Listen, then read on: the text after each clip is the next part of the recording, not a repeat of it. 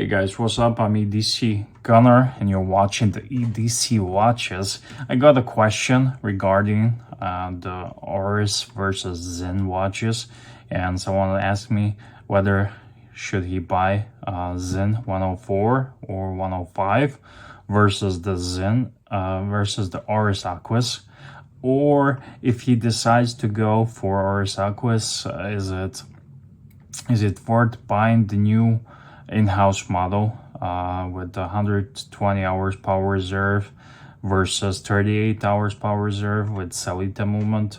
And yeah, and I think he said it's $700 more. Is it worth paying it? Normally I would say no, but if I would have to pick between the Zen 104 and Oris Aquis, I would pick Oris Aquis.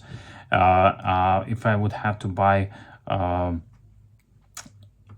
new watch, I would definitely buy Oris Aquis new with the new in-house caliber 400. I believe it's a new in-house movement, has a good power reserve. 120 hours is a lot, and it's definitely worth it. And what's good, especially for you who are living in the United States, Western Europe, where servicing costs are high, Oris gives 10-year warranty for this watch, for the movement, for the watch. And I think they had some initial breakdowns with the movements and whatnot, but 10 years is a 10 years, and whatever product you buy, 10 years warranty for product is worth it. And I think all the watch companies should look up to it.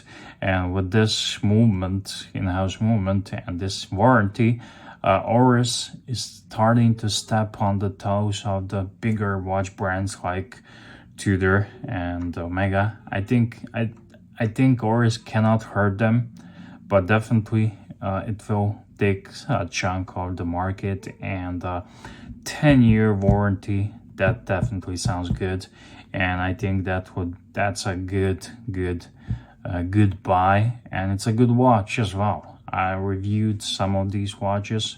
I haven't reviewed the new caliber, but the Sellita ones you can find on my channel. And I'm a fan of Oris brand. They're an independent brand. They are not owned by big conglomerate, and definitely come on, man, it's a 10-year warranty. Another question I had here is from before Nedis here, or something like that. I want to ask because I'm confused. Says